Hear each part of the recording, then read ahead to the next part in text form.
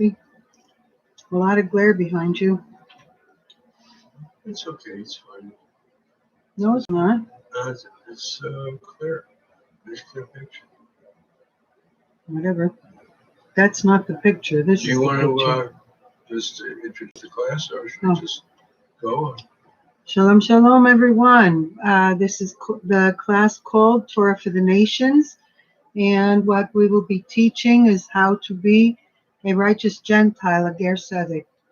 So, in these classes, I asked my husband to teach the majority of this class today because he's a rabbi, and therefore he has access to a higher level of our Torah books, and he has a better knowledge of the details of everything. So with that, we're going to hand it over to Rabbi Schaefer to teach on the 7 Noahide laws today.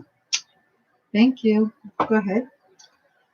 This class is for people of all races and creeds and faiths. It does not matter what their nationality is. It's for all human beings.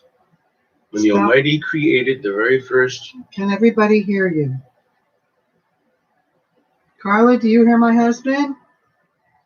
Okay, we're good. When the Almighty created the first human being, Adam, and his wife, Eve, he gave them commandments for all humanity. Commandments of decency, respect for the Creator, and respect for one's fellow human being, and how to conduct oneself in the world. These commandments are called the 7 Noahide commandments. They actually could be called the 7 Adamite commandments, because most of them originally were given to Adam. After Adam, there were 10 generations of human beings that unfortunately did not keep those commandments. There was great violence, as we'll discuss a little bit later. There was tremendous immodesty, idolatry, murder, all kinds of horrible, horrible crimes, and great disgrace to the Creator. After the people reached such an enormous state of immorality, in every sense of the word, indecency, the Almighty decided that he had to destroy the entire world with the exception of Noah and his family, who kept the commandments we're about to discuss. So we see that these basic commandments, and you're familiar with perhaps most of them, are necessary in order for a society to exist. But it's more important than that. We have a great Creator who created all of us, and he's keeping us in creation right now. And we should show him proper respect and love and obey what he commanded us to do with commandments that are for our own benefit and safety. First thing I like to do is just read the titles of the commandments, and we'll go into some brief details of each one. There are many details actually for them, remembering that these are commandments for all human beings. Those who are amongst the Jewish people have a Torah, in which we have 613 commandments, a lot more than the 7.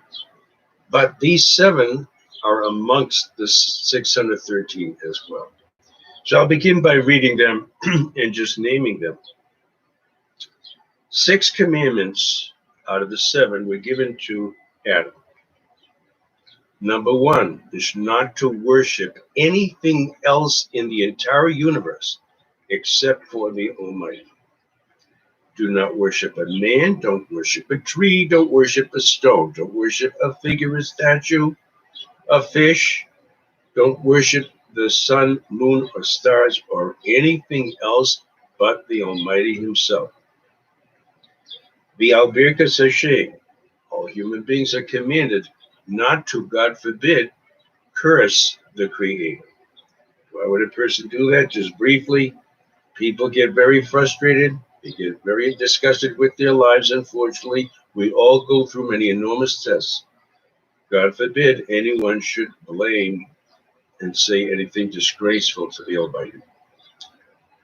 A third commandment, one is not permitted to murder. Murder is one of the 7 Noahide commandments. Forbidden.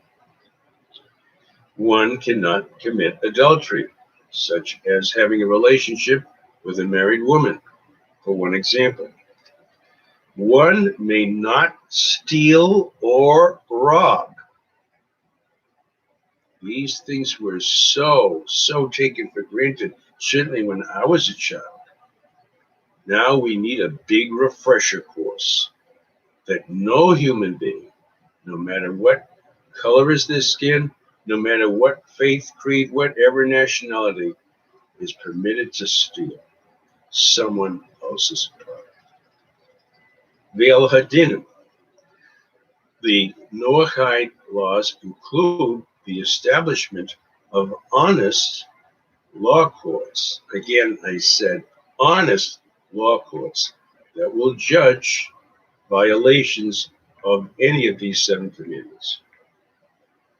Even though they're all given to us by Moses, our teacher, and many of them are actually very logical, as you can see, nevertheless, these are for all human beings, whether they be of the Jewish faith or not. They're contained in the Torah. The Torah is a book for all humanity. It's not just for the Jewish people, as we see right here from the very beginning of Genesis, where we learn these commandments. Later on, after the flood, when Noah was saved with his family, he built the ark to warn people that a major catastrophe, perhaps the most major catastrophe, was about to take place, in which all humanity would be destroyed because of the violation of all these basic commandments that you and I would say they're all understandable, they all make sense. How can you have a world or a society without them? He was given a 7th commandment. Noah was given a seventh commandment, and that is not to eat from an animal, its flesh, until the animal first has been killed. The animal is dead, it's permissible to take of its flesh and to eat. You're probably wondering why Adam wasn't given that commandment. The answer is really super simple. Adam was not permitted to kill any creature. He was supposed to be an herbivore, if that's the right term, to eat only vegetation, and he was not permitted to kill any creature. It was only from Noah's time on that human beings were permitted to have meat, to have the flesh of creatures, and to kill a creature. Okay, I'd like to go through them a little bit more detail, just a little bit. Again, there are many details to each one of these. The first commandment we said was it's forbidden for any human being to worship as a god anything else except for the Creator himself. There's one Creator. He's not a man. He's not the moon. He's not the stars. He's not anything that we can put our finger on. He's beyond everything that the human being could possibly imagine. There's only one Creator, and all human beings must worship only one Creator and may not worship any of his creations, for everything is made by him. The detail I will share with you is that this law especially applies basically and specifically when one worships that particular idol in violation of the commandment, and that is if it's violated in its normal way of worship. Once again, we're only giving very brief details. You may have many questions. If any human being curses, God forbid, the Almighty, they have violated this basic commandment. Such an extreme, incredible disrespect to the Creator of the universe is an enormous sin. A son of Noah, meaning all of human beings, that has killed another human being has violated that commandment against murder. And this applies in the case of abortion as well.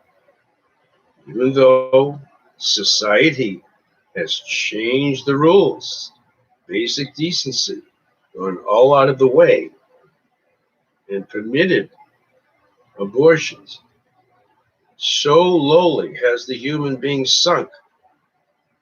This is incredibly horrifying. A baby that's perfectly healthy, ready to be born,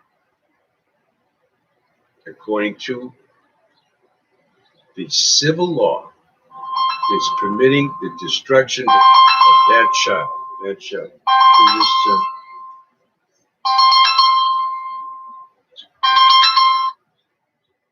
So this is not permitted, even though it's a fetus, it's not an newborn child. It is forbidden to do an abortion. To save the mother's life, in case an extreme case of saving the mother's life, there are, of course, exceptions. Again, there are many details to this. Yeah, an hour. But just for my short, brief portion of this class, I just wanted to share some of the concerns. There are 6 immoral relationships between men and women that are forbidden to all human beings. I'm going to go through them briefly and make a comment. It is forbidden for a male to have relations with his mother. It is forbidden for a male to have relations. Yeah. What is it? Sorry to interrupt. I wanted to ask, what verse are you right now? To make sure I am right verse. Where are you teaching from? What is the book? I'm using Maimonides' work. You don't have that. He went to the trouble. Yeah, he went to the trouble in effort to outline and describe carefully the 7 Noahide laws. They derived from the Torah, from the Talmud. They were given to Noah. They were actually originally given to Adam, as we had mentioned, except for the 7th one, which was given to Noah. So there's a total of 7. Okay. All right. So there are 6 forbidden relationships. The first one is forbidden for any human being to have relations with that person's mother. It's forbidden for any person to have relations with their father's wife, even if it's not his mother. It's forbidden for any human being to have relations with someone else's wife. It's forbidden for any human being to have relations with his sister on his mother's side. Again, details for another study. Same gender relationship between men is included in the prohibition and violation of the Noahide commandment that forbids immorality. Bestiality, which means a human being having relationships with an animal, is also included. So as I say, I'm giving just a little bit of information about each one to make these things that much more clear to us all, so we see what we're really talking about. Noahide commandments, Noahide commandments, what are they? What do they talk about? You can see even so far that these commandments that have already been discussed are absolutely necessary for any society to be able to function. But our Creator taught us through His holy book called the Torah that these are violations against the Creator Himself. They filthy humanity, they filthy the world. Continuing on.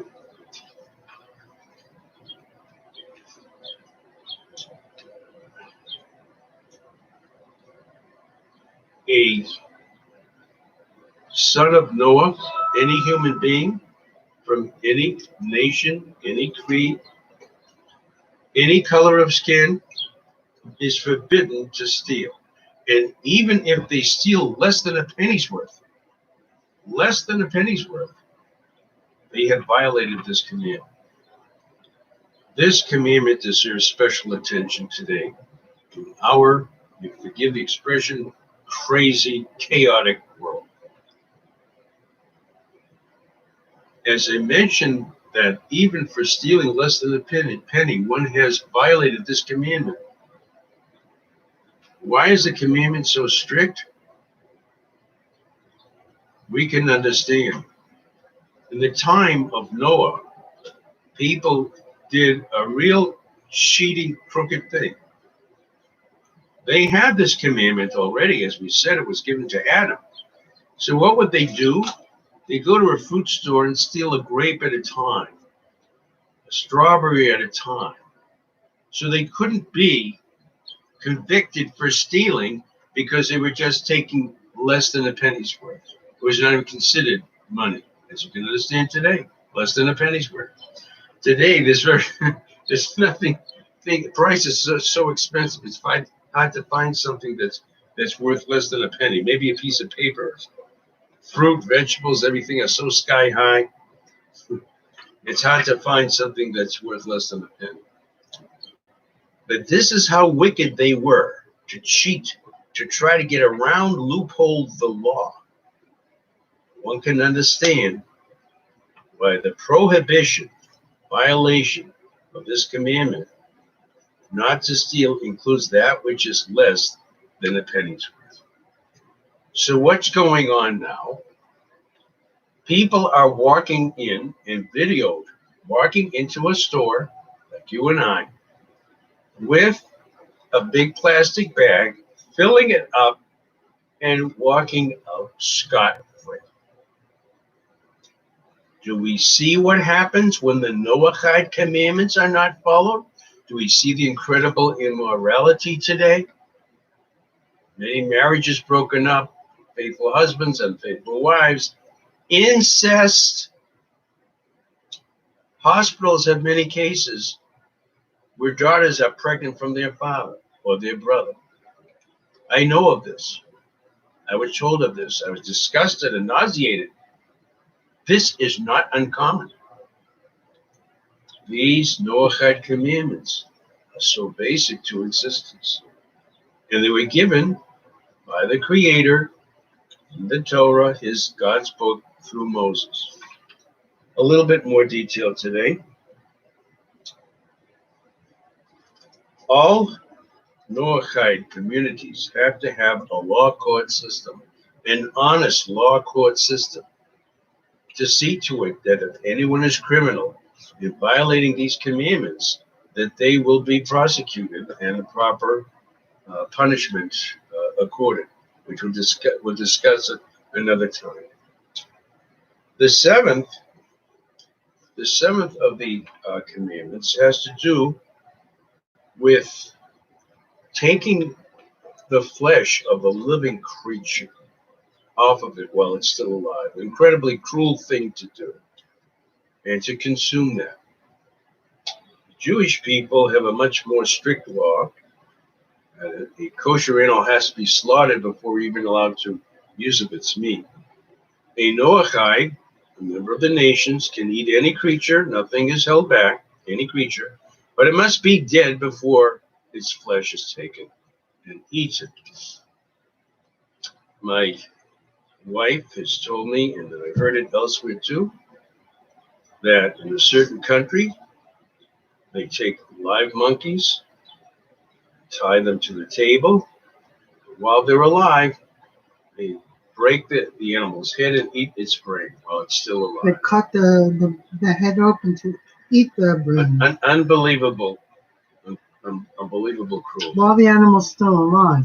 Is it any wonder that this is one of the 7 Noahide commandments, which God gave us, all of us, not necessarily Jewish people, all people, these 7 commandments, because the human being has its other side. It can be cruel. It can be very disgusting. It can be bestial. And it needs the guidance from the Creator to be shown how to be a proper person. Like this, we ensure that the world will be a proper place to live in. It will be a welcome place for the Almighty to rest His presence. I'll let Rebbe Sinyasa continue. Surprise! I'll move the screen. I have a small question, Rabbi Schaefer. She's listening, honey. Go ahead. Are you listening? Okay, sorry. If some, well, it says that you're not supposed to worship anything, an animal or nature or anything like that. But, Yes. there are some people that obviously they believe that they truly worship the one true God, but they have used other names, and they call themselves like God, pretty much like their God is the only God, pretty much. And I've seen that in many other religions. I wanted to know your point of view on that.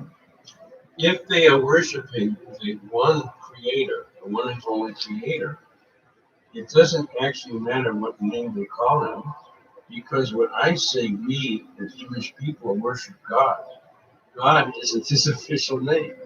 It's a word that we use to refer to the creator. The Torah gives us 7 names of the Almighty, but the word God actually is an English word. And we refer to the Almighty that way. And people are even careful because we refer to the one and only true creator. When they write the word God, they don't even spell it out fully G-O-D. First of all, it's capitalized, capital G, but they use a dash after the G and then the D. This is just to show utmost respect for the Almighty. But if other nations refer to the Almighty, they recognize there's only one God as best as they can, because they did not have the kind of thorough training that the Jewish people are given. It's very, very great deal of information to understand what we mean by there's only one God. They can only do the best that they can with what they've been taught or what they've discovered. If they do on their own the best they can to recognize there's only one But creator. there is a fine line between idolatry and believing there's God. If you're not, I think Kala mentioned that they're not worshiping any animal. You mentioned that, right? They're not worshiping an animal or any creation. They're worshiping one God. Yes, But they exactly. just have a different name for it. That's fine because we're using a different name from ourselves.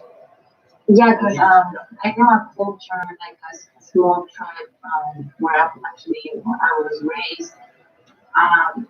They do say, thank you, sky, thank you, air, thank you, earth, but they only have one. They think that there's only one God. And I believe there's a name, they have a name, and it's like in their native language.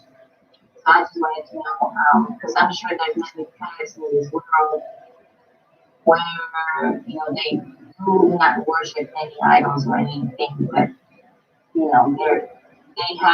they really have one God, but they just have like another nation. A good example of that is the Muslims. That should not be a problem. Like they call God Allah, that's correct. Right, and they're monotheism. That's a good example. They only have one God. The thing is that they have people they call prophets, and they have, and I'm not sure how kosher that is, but I know that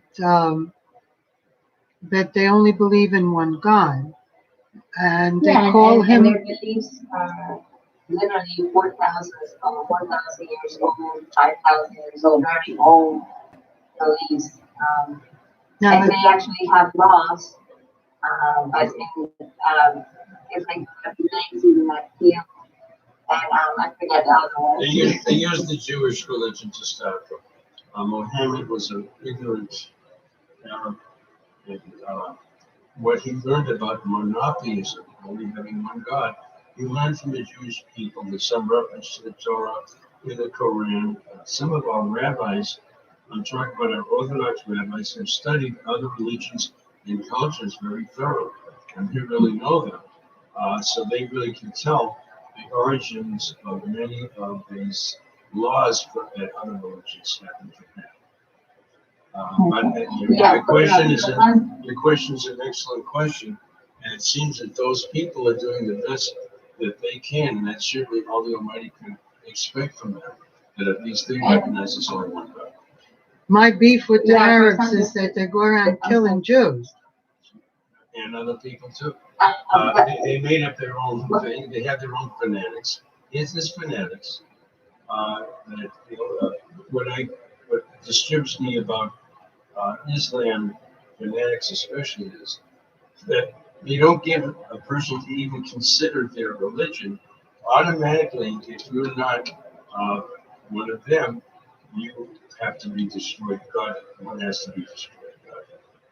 So this is incredibly violent. Just because you're not already. Don't even give the person a chance. Don't even try to talk them into it. No, No, just and they call him an infidel. planes, planes. Oh, wow. Oh, yes. When Well, I was young, what was going on was incredible. I just wanted to say a little bit of his culture because it's interesting. Well, it's monotheistic. The main God is the name is called Viracocha, which is the only God, and it's an Aymara, it's like the name of the witch. And they're very grateful to nature. They take care of earth so much, and they take care of everything that they have. And those people live like over 100 years old. I know a person whose mother just passed away this year because of COVID, and she was 127 years old. 137? 27. Oh, that's still big. Had to find out what diet they use. Huh?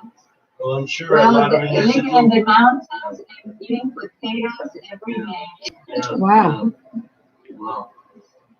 Don't give them French fries though. No, voy a potatoes. I'm kidding, I know. I'm just kidding. All right. Actually, they're at la McDonald's. Actually. That was a very wonderful question, though, and it seems to me that they have come about the closest with someone who does not have Torah tree. They've come the closest to try to observe this very important Orchid law. They appreciate nature itself, but they don't worship it. When someone gives us a meal, and someone complains about it, it says that God creates the food, but the cook gets the thank you. Not in this house, but So I was just trying to bring out that we also appreciate nature, we appreciate God's creations, but we have the training to know that nobody does nothing. Nothing happens without the Creator actually doing it. Giving us the energy, the power, and existence to do it. don't go away. I have another question for you. Okay? It says in Hilchos Malachim, which is also Rambam, no? Yeah. And in Rambam has a lot of writings and books, and in a volume called Hilchos Malachim, which has to do with kings, it talks about what a non-Jew is allowed to do and not do in order not to fall into idolatry. And they are allowed to have an intermediator. In other words, they can say that this was a holy person, and so I'm asking this holy person to take. This person asked them to take the prayers to the Almighty for them, things on that level. But they don't acknowledge a person or a thing in this world to be God. That God is God and there is no other. But because many people, especially non-Jews, do not feel that they have a certain spiritual level of any accounting, so the Torah allows them to have an intermediator. You want to expound a little on that? Yeah, just a little bit.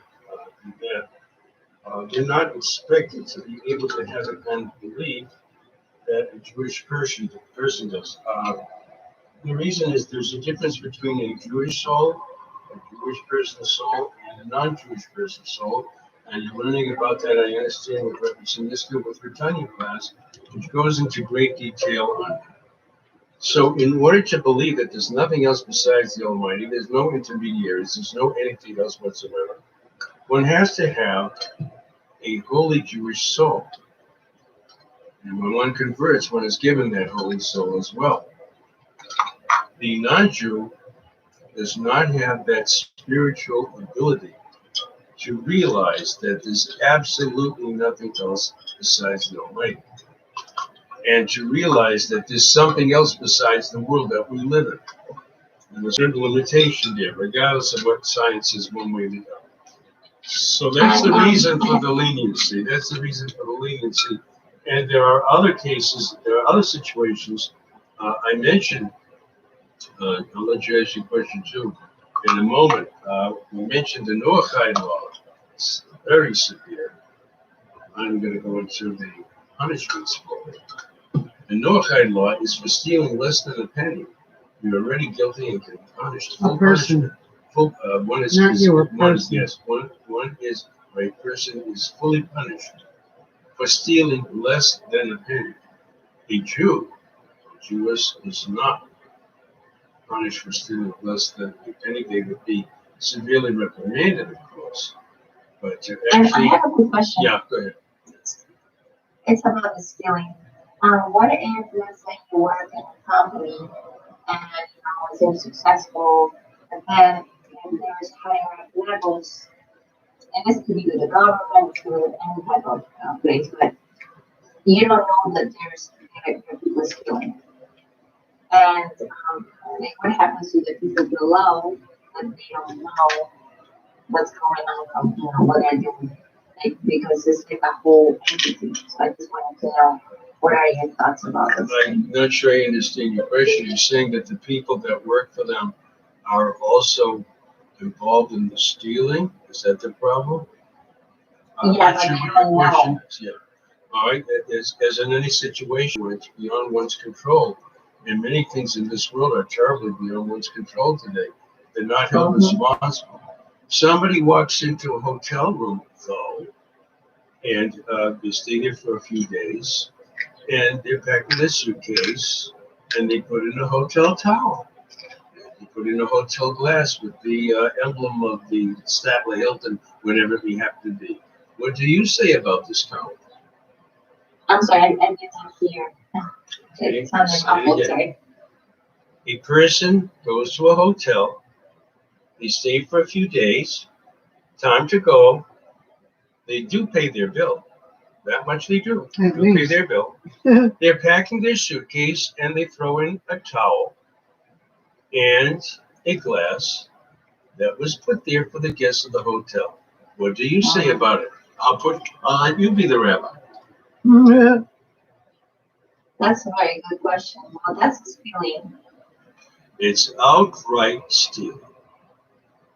And they feel, and that's how all these crooked things begin with the thing, look, I paid my bill and everything, and I left the room in a decent condition, and they put their losses on their insurance away, all kinds of fake excuses.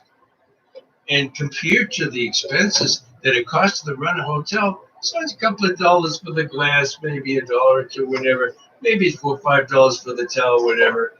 I'm not going to force them out of business, am I? Outright stealing. Absolutely. Yeah. Outright stealing. Thank you for clarifying those questions. I appreciate it. Thank you for asking them. I'm actually glad to hear that there was a native people that you apparently got familiar with that really tries to keep that community. Okay, I'll let Representative continue. I think that the reason, Yes, thank you. You're welcome. Thank you. I think that those people came from the roots of Judaism. And as many people in South America came with Christopher Columbus on the boats, which his real name was Colon, which was a Jewish last name. And the documents that were sailing documents of Christopher Columbus, which was really Cologne, had Hebrew writing on them in the corner as we commit everything we do unto the Almighty, therefore proving that he was Jewish, if not just Jewish, an Orthodox Jew. And I'm not sure what they called him in those days, but he was observant, let's put it that way. And he told the king and queen over there that he wanted to see if the world was round or flat, because he wanted to get all the Jewish people that were in the prisons from the Inquisition of Spain out of the prisons, and better they should go to a new world where they have no idea what it's like than to stay there in prison. So the king and queen granted him boats and everything he needed to go and seek out and check out the new world and claim new lands for their country. In his ulterior motive Yes. was to get the Jewish people out of there. And the Jewish people came on the boats, and the sergeants of the Inquisition were on the boats with them. I learned all these things because I lived in Puerto Rico for many years, and it's amazing some of the stories I heard that came through the hands of some of the ancestors. And by the way, Puerto Rico has impeccable demographic records that people can trace their Judaism back to when the people that got off the boats came in. And in Puerto Rico, there were what's called Taino Indians. There were Indians that lived there until the Spaniards got off the boat. So a lot of people, and I learned this also when I lived in Puerto Rico, is that they would go up into the mountains and live amongst themselves, not to intermarry with the non-Jews on the island. And so places like Barranquitas, um, people married amongst themselves of the people that got off the boats. And so their Judaism is more pure, even though, because of the sergeants being with them on the boats of the Inquisition and were spread out over the island, people could not tell their children they were Jewish anymore. They would even bring children into the town squares. And if you look in Puerto Rico, all over the island, there were town squares. And they would call the people of the town into the square and put a child up on the thing up there and say, who's going to tell their children they were Jewish? These people told their children they would kill the child in front of everybody. So people were frightened to death and stopped telling their children they were Jewish anymore. And so many Jews all over the world have lost their identities. Where I'm living right now in Dickinson, North Dakota, there are Russians, Germans, and Lithuanians. And they were also frightened out of their skin. And so when they came here, they no longer claimed to be Jewish nor told their children they were Jewish anymore. And many people here, you can tell by the ears and the nose that they're Jewish, but they themselves have no idea. But one of the things I've learned from all these years of experience with working with lost Jews is that when they start to see a Jewish star, anything like that, it like wakes up that sleeping soul inside of them. And a proof of that is the lady that I've been introduced to recently, Devorah. She even sent me a picture of a ring that she got. I don't remember where she said she got I it. know she told me about it. Beautiful story. And it had a Jewish star, and that started waking up her soul. And she is a Jew in today's world again. So, go ahead. Yeah, like, I don't know why I'm talking about the place I was born, but literally every corner, you had a Catholic church. Like, you turn around the block, have a church. You turn around the block, have a There's church. Like, more it's in this really world than ever great. now, everywhere. But there was a city where there was a lot of the students and fellows were indigenous and the Spanish at that time. And there was a lot of indigenous that compared to Catholicism also. Um, so it's interesting to see that because in the country where I was raised, they spoke, there actually almost 40 languages, native languages. So So it was, it's like the only country in all South America where you have so much nature. It's quite interesting. But think about this: most lost Jews, most lost Jews came through Catholicism because they were forced into Catholicism not to die from the Inquisition. Mostly Spanish people, our ancestors came through the Inquisition. And the whole Roman exile started with the Catholic Church being not only a religion, but a government. And it's almost at the end of the road now. Catholicism in general has lost a lot of money. But when the exile ends, the power, and let me put this very clear, there is a power in churches right now. It's God's power. Why do I know that? Because according to the commentaries in the Art Scroll Chumash, where Moshe Rabbeinu threw his stick down, walking stick, and it turned into a snake, the commentaries say that there is only one power in this world, and it's the Almighty's. So then where does witchcraft and all these different things get a power? And they explain that what it is they learn how to tap into God's power and misuse it. Therefore, something could be a mitzvah and it becomes a sin because it's misused, it's misdone. When man tries to change what God created or made and make his own thing, it can no longer be what God did or created. And we're seeing that in today's world. God created the weather perfect.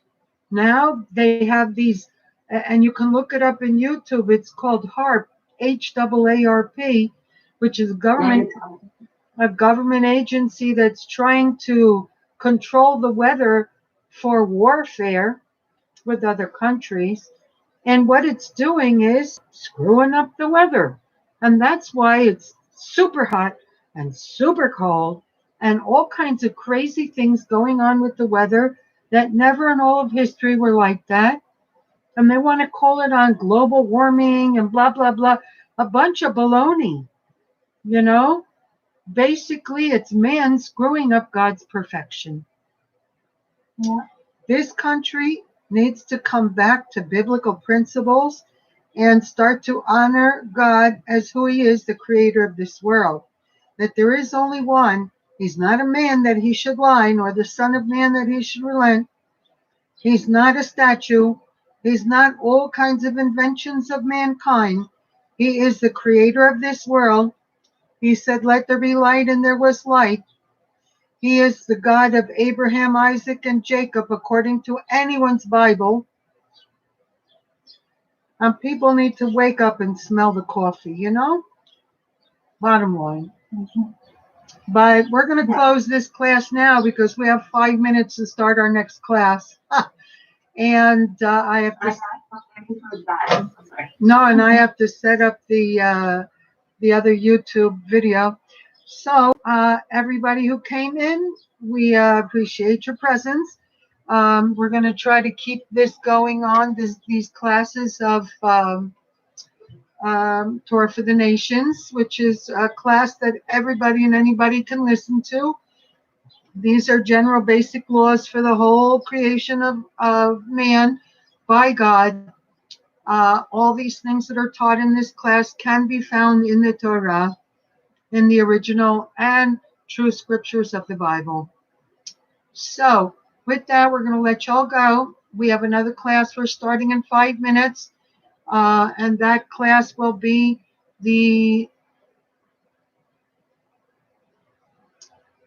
today's Monday, right? Monday class at 3:15 Dickinson time, 5:15 Eastern Standard Time.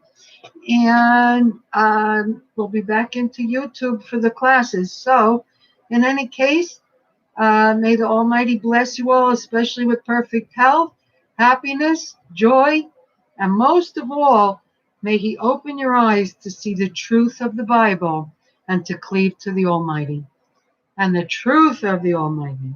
Shalom, shalom. Don't close the Zoom. No, I'm only closing the YouTube to reschedule it for the other